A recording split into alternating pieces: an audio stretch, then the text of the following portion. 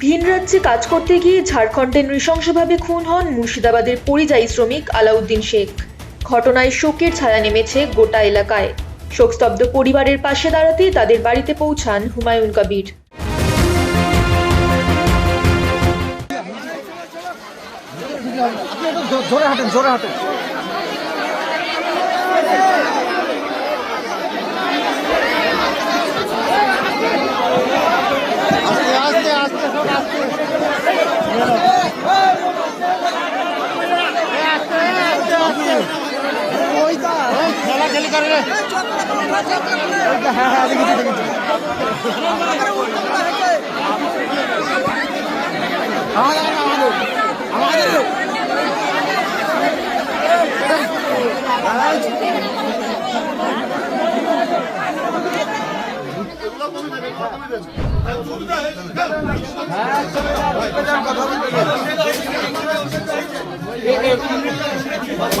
अरे আপনারা চুপ করুন, শুনতে পাচ্ছেন না? ধাক্কা দিও না, একটু বেরিয়ে আসো না।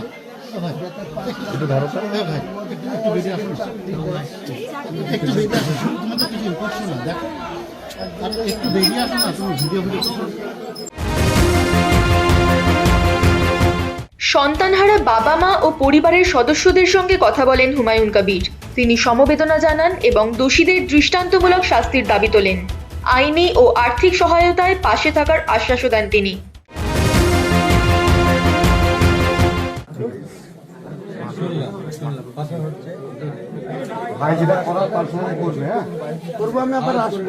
আমি তো কলকাতা থেকে সোজা আসছি, 1 ঘন্টা আগে আসতাম। রাস্তা এত জাম, দেবগ্রাম থেকে গাড়ি জাম চলাই যাচ্ছে। শক্তিপুরে থাকলে যখন অ্যাম্বুলেন্সে এসছে তার আগেই চলে এসছে। আমি সকালে 6টায় বেরিয়ে গেছি কলকাতা। আমি যখন চাকদা পার হয়ে যখন জাগুলি ঢুকছি তখন ফোন গেল যে এরকম পড়েছে। তারপরে 9:10 কলকাতা পৌঁছেছি। 11টাতে হাইকোর্ট ছিল।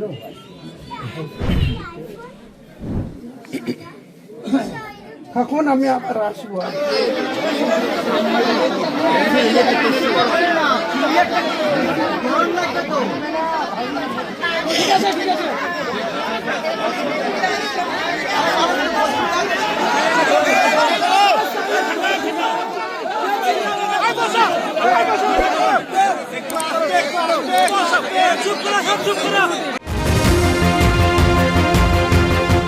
মানুষের বিপদে পাশে থাকাই তাদের অঙ্গীকার, এই বার্তাই দেন হাজার হাজার মানুষের মাঝে দাঁড়িয়ে।